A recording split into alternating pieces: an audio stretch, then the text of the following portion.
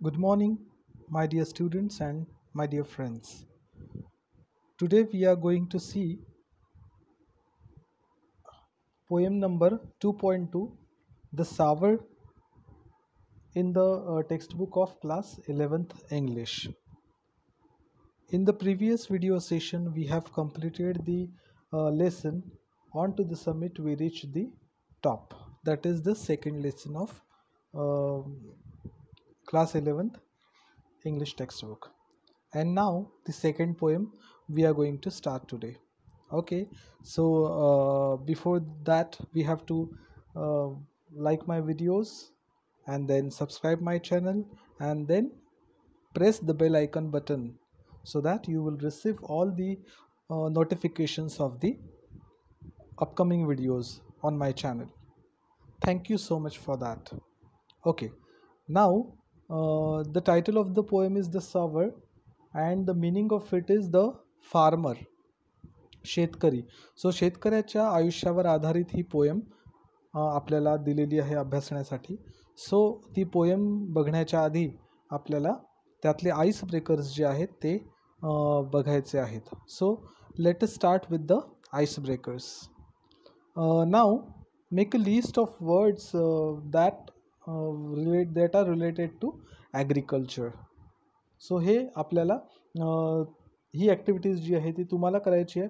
For example मी तुम्हाला सांगेन की जसं पोएममध्ये काही शब्द दिलेले आहेत ॲग्रिकल्चरशी रिलेटेड. ओके, त्यानंतर ॲग्रिकल्चरशी रिलेटेड काय काय शब्द असतात तर फार्म, त्याच्यानंतर फार्मर, त्यानंतर व्हीट, राईस, त्यानंतर कॉटन. सो हे जे सगळे ॲग्रिकल्चरशी रिलेटेड आहे, प्लोईंग, हे आपल्याला सगळं लिस्ट करायची आहे. ओके, सो ही खूप इझी टास्क आहे आणि ते तुम्ही सगळे करू शकता because I know that many of you are from farming background, so that you can easily do that. Okay, then the second one is discuss the activities carried out by a farmer. आता जो शेतकरी असतो तो काय काय करतो, जसं पहिल्यांदी त्यांनी आपल्याला दिलं आहे एक्झाम्पल प्लोईंग. ओके, नांगरणे, शेत नांगरणे.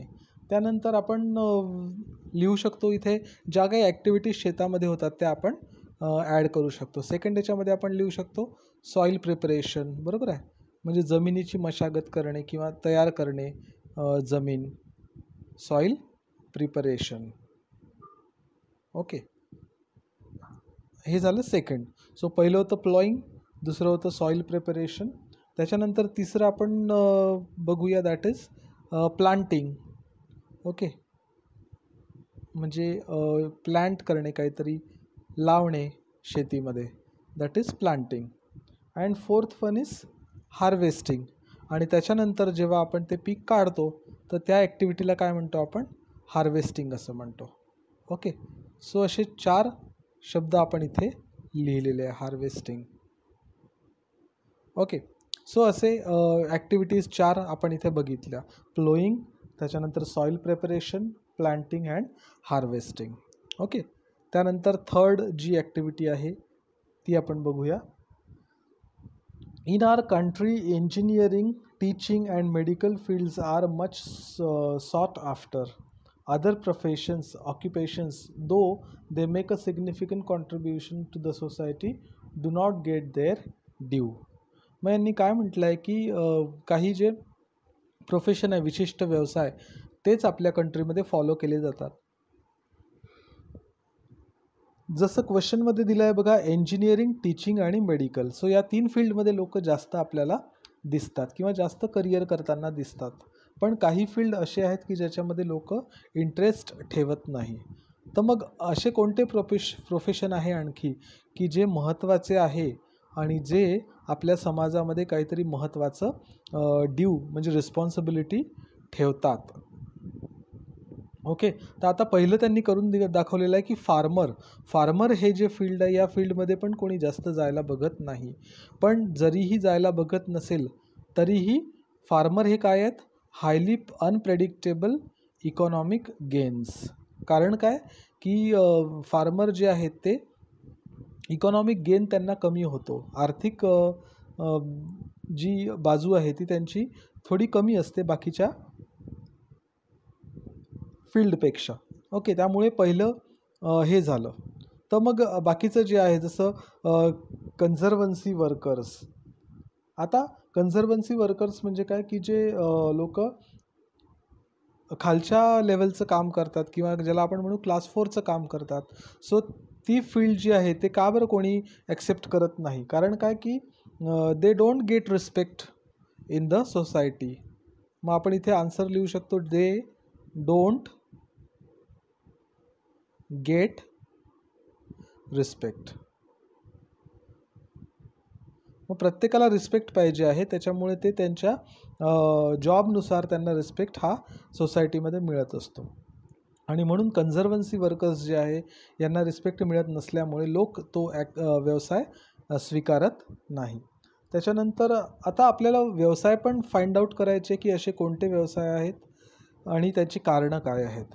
तर मग आपण थर्ड व्यवसाय बघूया, दॅट इज हाऊसमेड्स. सो आपल्या घरामध्ये ज्या काम करणाऱ्या बाया असतात, they are called as हाऊसमेड्स.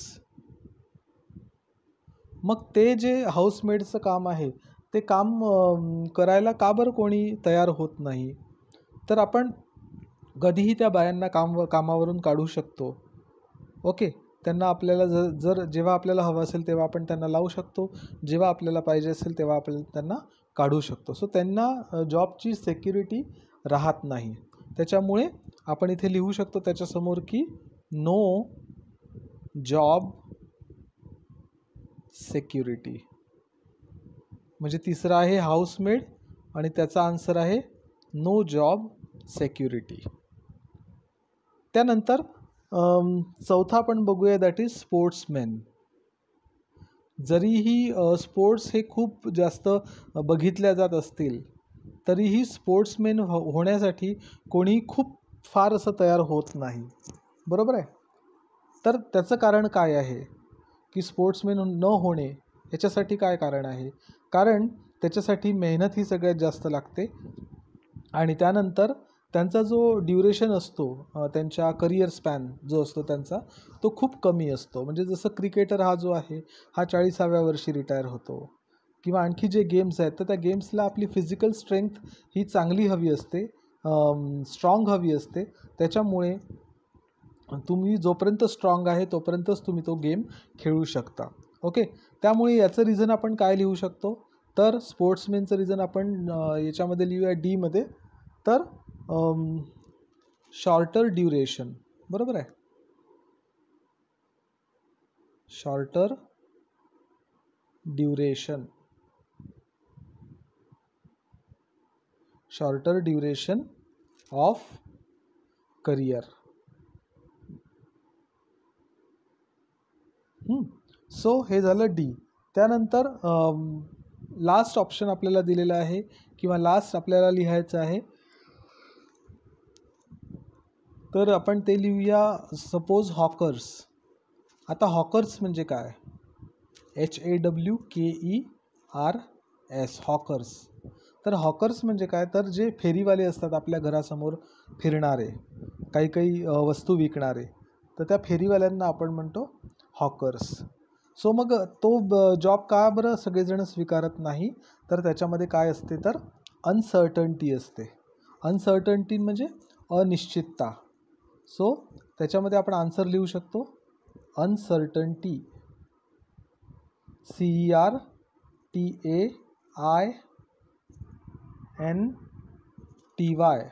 Uncertainty in business. त्यांचा जो व्यवसाय आहे त्या व्यवसायामध्ये काय आहे? अनिश्चितता आहे. असं कुठेही खात्री नाही आहे त्यांना की आपला माल आज विकल्याच जाईल किंवा आज आपण एवढे एवढे पैसे घेऊन घरी जाणारच आहोत, असं त्यांना काहीही खात्री नसते. त्याच्यामुळे ते हॉकर्सचा जो व्यवसाय आहे तो कोणी करायला बघत नाही. ओके, त्यानंतर पुढची ॲक्टिव्हिटी आपण बघूया. Agriculture is the backbone of the Indian economy. Fill in the boxes supporting the statement. Complete the following web diagram. आता हे जे मधलं वाक्य आहे that is agriculture is the backbone of India. Backbone म्हणजे पाठीचा कणा. सो शेती हा जो व्यवसाय आहे हा काय आहे, भारताचा एक कणा आहे. ओके, सपोर्ट आहे, त्याच्यावर पूर्ण भारत हा अवलंबून आहे. तर मग त्याचं एक कारण त्यांनी दिलेलं आहे आणि बाकीचे कारणं आपल्याला शोधायचे आहेत. तर एक कारण कोणतं दिलं आहे, a large part of Indian population is involved in agriculture. So भारतातले जो बराच पॉप्युलेशन आहे ते शेतीवर अवलंबून आहे. त्याच्यानंतर आपण एक कारण लिहू शकतो की contribute, CONTRIBUTE, contribute about 17% GDP of India. हे झालं त्याचं दुसरं कारण. म्हणजे काय, तर शेतीच्या व्यवसायातनं 17% जो GDP आहे तो गोळा केला जातो भारतामध्ये. त्याच्यामुळे सगळ्यात जास्त GDP कुठून मिळत असेल तर that is from agriculture. Okay, त्यानंतर तिसरा पॉईंट आहे तो आपण बघूया, प्रोव्हाइड्स एम्प्लॉयमेंट. इथे आपण लिहूया या बॉक्समध्ये, provides employment, EMPLOYMENT, employment to large number of people. वर लिहितोय मी पीपल, हे तुम्हाला खाली लिहायचं. Okay, so provides employment to large number of people, म्हणजे भारतातल्या जास्तीत जास्त लोकसंख्येला एम्प्लॉयमेंट पुरवण्याचं काम शेती करते. एम्प्लॉयमेंट म्हणजे व्यवसाय किंवा नोकरी. ठीक आहे, तर हे झाले आपले 3 रिझन्स. आता लास्ट रिझन आपल्याला लिहायचं आहे. So last reason is major source of income through the export of agri products. आणि मग इन्कम आपण इथे लिहूया, large income through the export of agri products. म्हणजे काय, तर ॲग्रिकल्चरमधून जे तयार होणारे प्रोडक्ट्स आहेत, जसं कापूस, सोयाबीन, त्यानंतर शेतीवरचे जे अन्य व्यवसाय आधारित आहेत त्यांच्या एक्सपोर्टमधून, म्हणजे भारताबाहेर त्याचं त्यांना पाठवणे. सो याच्यामधून जास्तीत जास्त लार्ज इन्कम हे भारताला मिळतं. ओके, त्याच्यामुळे हे 4 बेसिक रिझन आहे की ज्याच्यामुळे शेती हा व्यवसाय आपण केला पाहिजे किंवा जास्तीत जास्त संख्या याच्याकडे वळली पाहिजे. ओके, सो आपण इथे बघितलेलं आहे आईस ब्रेकर्स. आता आपण वळणार आहोत जे या पोएमचे रायटर आहेत त्यांच्या इंट्रोडक्शनकडे, आणि रायटर आहे Victor Hugo. Now let's see, I will read it. Poet, novelist and dramatist of 19th century, was the most important of the French romantic writers. So Victor Hugo हे जे आहेत हे काय होते, तर ते एक पोएट होते, नॉवेलिस्ट होते आणि ड्रामॅटिस्ट होते 19व्या सेंचुरीचे. बरोबर, म्हणजे 2000पर्यंत. 19वी सेंचुरी इज फ्रॉम 1901 to 2000. आणि he was French romantic writer. Though regarded in France as one of the country's greatest poets, he is better known for novels as Notre Dame de Paris and Les Miserables. म्हणजे जरीही फ्रेंचमध्ये ते romantic writer म्हणून प्रसिद्ध असले तरीही काय, he is better known for novels as Notre Dame de Paris and Les Miserables. म्हणजे ते त्यांच्या या 2 नॉव्हेलसाठी प्रसिद्ध होते पॅरिसमध्ये. नॉट्रे डॅम डी पॅरिस आणि लेस मिझरेबल्स या 2 नॉव्हेलसाठी ते फेमस होते. त्यानंतर our second writer is Torulata. Dutt. So Torulata दत्तनी काय केलेलं आहे की ही जी पोएम आहे विक्टर ह्युगोची ती ट्रान्सलेट केलेली आहे. Okay. A Bengali poet also known as Toru wrote in English and French, was born on 4th March 1856 in Kolkata. So she is Indian poet आणि ती कुठून आहे तर ती बेंगॉलमधून त्या आहेत. And her nickname is Toru. Her complete name is Torulata and nickname is Toru. मग त्यांनी काय लिहिलं आहे, wrote in English and French दोन्हीमध्ये त्यांनी लिखाण केलेलं आहे. She is regarded to be the first Indian poetess to write verses in English and French. Verses means poems. So ती त्या अशा एक रायटर होत्या किंवा पोएटेस होत्या की ज्या दोन्हीही लँग्वेजमधून लिहित होत्या, फ्रेंच आणि इंग्लिश. सो पहिल्या इंडियन पोएटेस त्या होत्या, पहिल्या इंडियन कवयित्री त्या होत्या ज्या दोन भाषेमध्ये लिहित होत्या.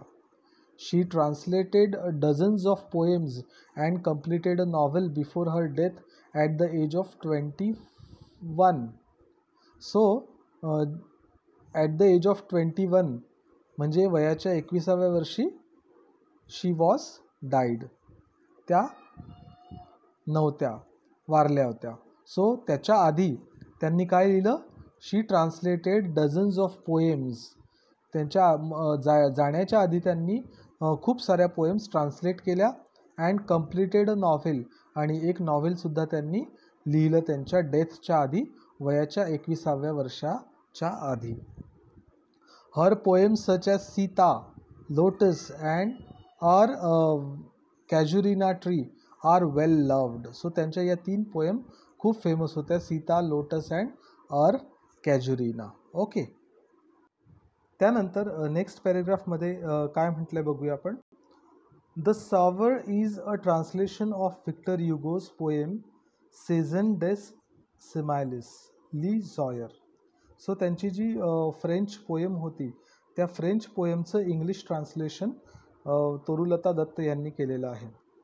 सो विक्टर ह्युगोंनी लिहिलेली पोएम कोणती, Saison des Semailles Les Soir.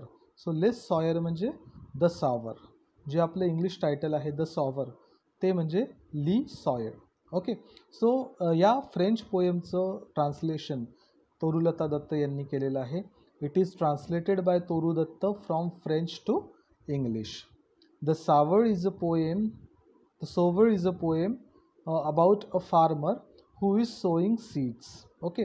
So sower म्हणजे पण फार्मर, आणि अशा फार्मरची ही स्टोरी आहे की जो काय करतो, सोईंग सीड्स, जो शेतीमध्ये बिया पेरतो. He has seen many bad harvests in his life. Many bad harvests म्हणजे त्याला खूप वेळा पिकांचं नुकसान त्याचं झालेलं आहे. सो त्याच्या लाईफमध्ये खूप त्यांनी नुकसान झालेलं बघितलेलं आहे.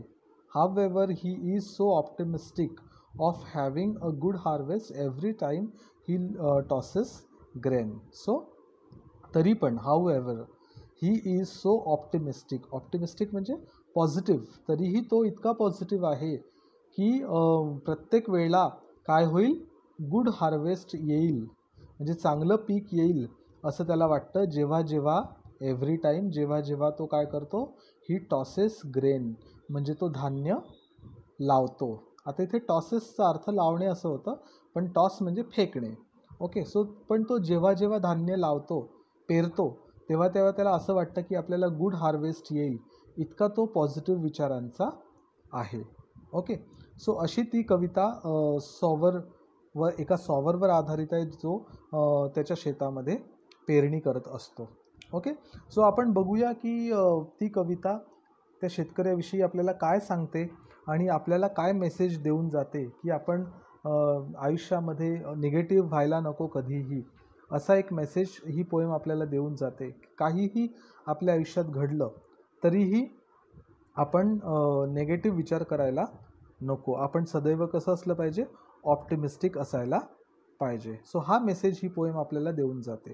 So let's see the poem in the next video. Till then, a very good day and goodbye.